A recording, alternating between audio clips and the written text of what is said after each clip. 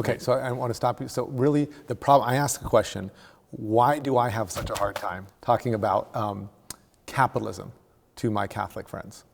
Yeah. Because you're answering because they think of it only as ideas, not as history. Yeah, and they don't. And when you try to bring up history, they say, well, that's just because there were moral problems. Okay. And that's the bait and switch. So they think that somehow the ideas about how to organize the economy that were done by all those people that like put children right in factories. Yeah. Crawl under the machines. Yes. Yeah. Yeah. And that they think somehow those principles are right because the science of it. Right? Okay. But if we just get moral, then we can wield this powerful science. Which I want to stop you. I just thought of something just now. Yeah. Is when you said they're somehow right because of the science. Again, there's a faith. Yes. That if we just let that happen, see, everybody would get more stuff and everybody got more stuff, then we would all be more free. And if we were all more free, we would be, what, better people?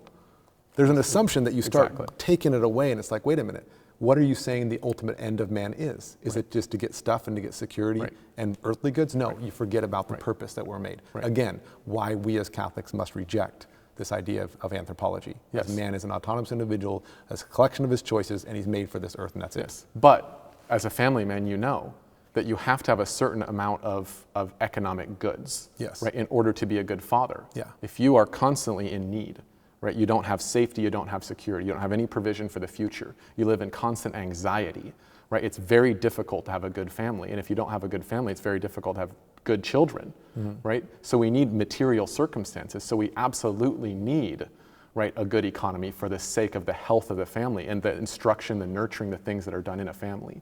And what the problem with capitalism is the separation of capital and labor, right, is that it allows capital to be concentrated into very few hands. And so like Chesterton said, I always go back to his remark, is the problem with capitalism is there aren't enough capitalists. Yeah, in other words, it centralizes power into a few capitalist hands who then have control over the means of production. And if you have control over the means of production, you control humanity, right? And look, think about it this way. Suppose there's some machine, right? It's got all these levers on it, right? And those levers are the means of production. So you have this machine which controls the creation of wealth and humanity, right? So in capitalism, history's capitalism, not this idea that we hear. Of freedom, ideas that are... Yeah, not freedom, entrepreneurship, because you wouldn't say those are bad. No, those are all good. Those are great. We all need those. Any family man knows you need those things, right? But imagine this machine is controlled by the state, right? Well, there you have socialism and communism, right?